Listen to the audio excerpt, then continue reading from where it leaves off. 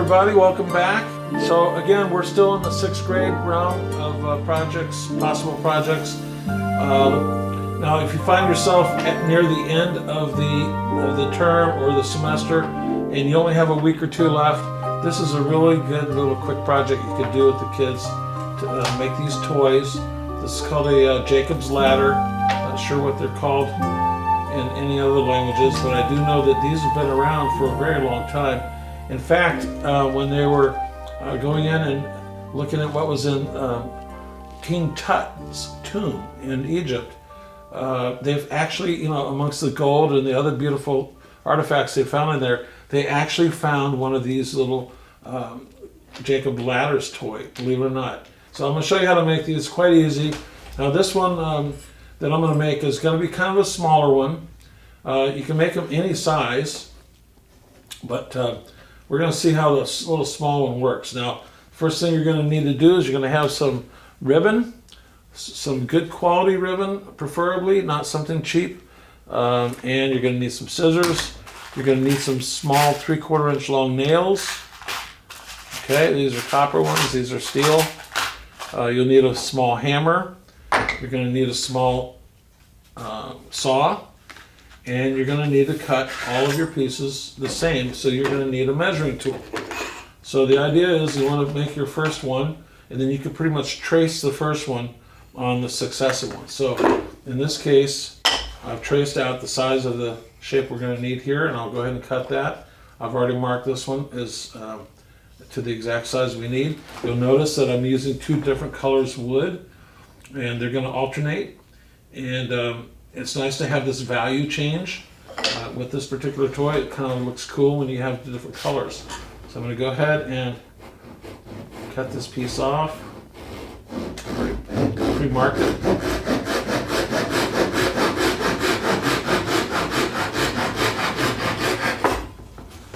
And by 6th grade, they've gotten quite good at working with the saw. But again, you'll need to remind them every step of the way that safety is the #1 most important thing, and even a saw that they are very comfortable using, they can cut themselves quite easily or cut each other accidentally. So there's our piece right here, and then one more ready to go, almost ready to go. Now once you've gotten these pieces all cut, you want to double check them for size to make sure that they're pretty close to the same size. If one's way too much bigger than the other, then maybe you need to trim it down. They don't have to be exactly perfectly the same size, but I find that this toy works better if they're close to the same size. Of course, what you want to do before you do anything else is to sand everything. Sand all the edges, sand the ends.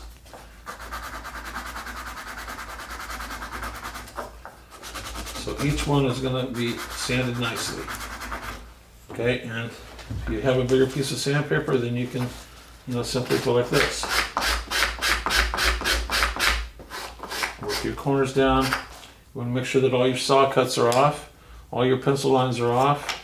Make sure that you have any splinters off. Okay, that's a pretty good one. You're going to have the sequoia, pine, sequoia, pine, sequoia, pine, sequoia, and then pine. And now what I'm going to do is I'm going to go ahead and oil these before I start putting the ribbon on it. You see how that really brings out the color on the wood. Get all that oil off, or it'll seep into your ribbon, and it may affect how the functioning works. It may not, but it's always good to do a good job here whenever you're sanding and oiling things. Make sure that you get a good clean product at the end. And I'll flip it over. Each one of them I just now flipped over. And I'm going to do the other side again. It's good to have a diagram or know what you're doing here. We're going to show you a graphic. It's real easy to get lost if you've never done this before. And it really matters. It matters how you put the nails in and what process you go. I'm going to go ahead and use these copper nails just because they look kind of cool. And they are 3/4 of an inch long. You want to keep these handy. So the next step we want to get our ribbon ready. And I usually use, for one of these toys, I use about an arm's length of ribbon 3 times. All right. What you don't want to do is to run out of tape before you're finished with your process here. That'll complicate things. Now with this type of tape, this is kind of a nylon tape or a satin tape, and it will start fraying quite badly on the ends unless you do that to the edge of each one of them, the end. And that'll keep it from unraveling. We're done with that. Now we're going to need the small hammer. So I'm going to start with one of the Sequoia pieces, and I'm going to start with just putting one of these ribbons. Start it right here on the end, and that wants to be in the center of the little block of wood.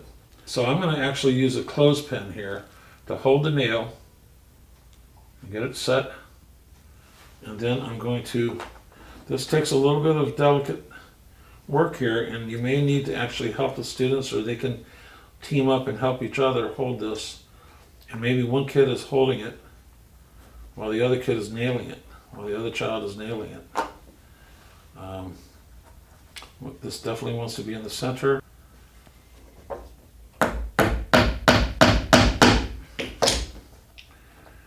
There, you got a good start.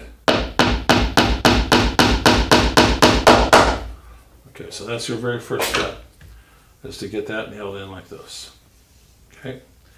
Now on the other side, we're going to put two of these pieces, and we're going to hold one near the edge, but not totally on the edge. Let's see if I can get this started without using that tool. There we got it here.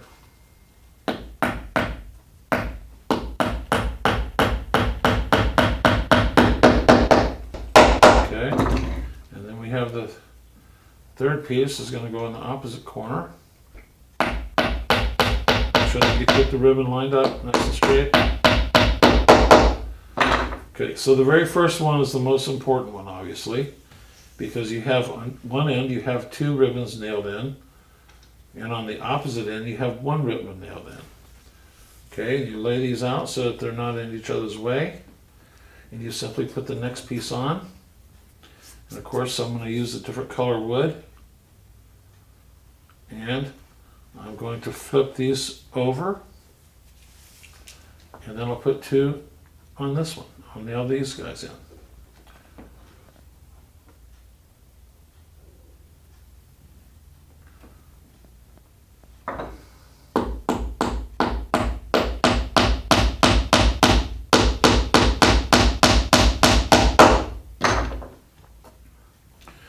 When you're pulling these, you don't want to pull this too tight. If it gets too tight, then it's not going to function properly. So you want to have yourself a little tiny bit of slack there.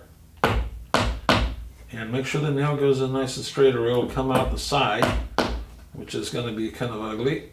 You have to start over again or make another one. Okay, so that's that. And then this one is going to go this way. And I'll just put one there. Make sure you get it centered as possible.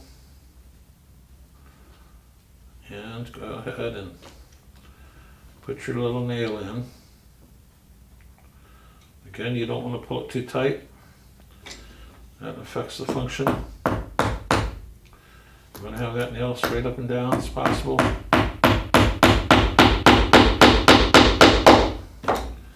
Okay, and then you want to go ahead and lay your ribbons across like you did the last one. Get it all set for the next piece. Just like that. Now we're going to go to different color wood again. And these are going to just simply fold back over. And we keep repeating this process. So you see there's a pattern that starts forming here that makes it easier. But if you mess it up, you really have to start over again, because you can't really pull these nails out once they're driven in all the way. And it won't be long that you'll have a toy that the kids are going to be playing with as soon as they finish it.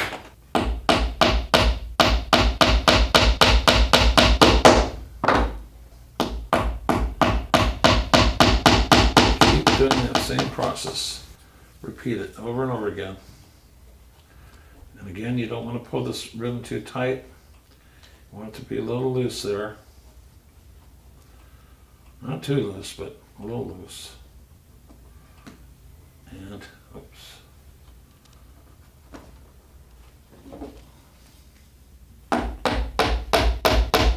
This could be a project that you do with any of your classes, really. I would say 6th grade and up. 5th grade, it's a little bit challenging. Their muscle control isn't quite there yet in 5th grade, but in 6th grade, they should be able to do this kind of fine motor skill here. Ooh, I came out a little bit on the side there.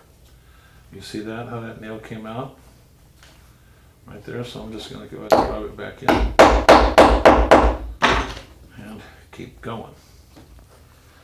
I will admit that the very first time I made one of these, I messed this up. And it wouldn't open because I got the pattern off. And I want to just warn you that that's very possible to happen, and please don't get discouraged by it because you just simply do it over again. It's really not that terrible to do. And we're almost done here. This is the last piece of wood we're going to put on here. And hopefully I haven't pulled any of these too tight, because it won't want to work if they're too tight. We'll see here in a minute if I did it right.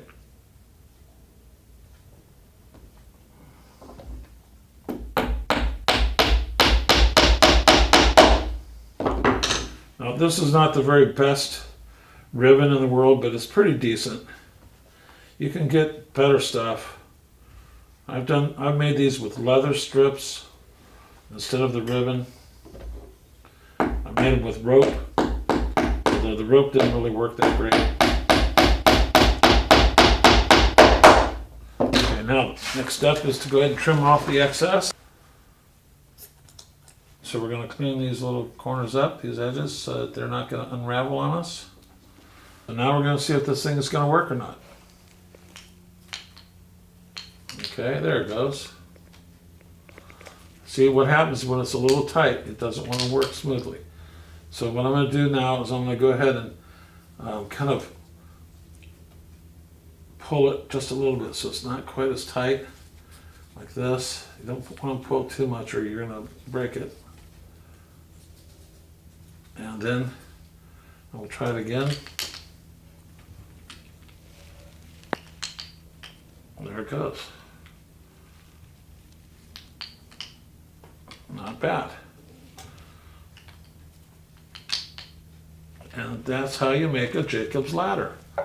Kind of cool. There are some tricks where you can put a coin underneath one side and it'll disappear on you and then reappear when you go the other direction. So we have a nice custom-made Jacob's ladder using pine and sequoia wood. Now you could use any kind of wood you want. Both of these are soft woods, so it makes the nailing of the nails into the wood much easier. If you're using a hardwood, that process is going to be a little more difficult. You might want to use even a smaller nail, but you got to have a flat head on it, or it'll go right through your tape or your ribbon. So there we go. Hope you enjoyed that. It was a short little one, but this could be done in 6th, 7th, 8th grade easily. 5th graders may not have as much of an easy time with that because of the, you got to be pretty nimble in nailing these nails in. But with practice, enough practice, you can get good at anything. And so maybe you have kids that can do it in 5th grade.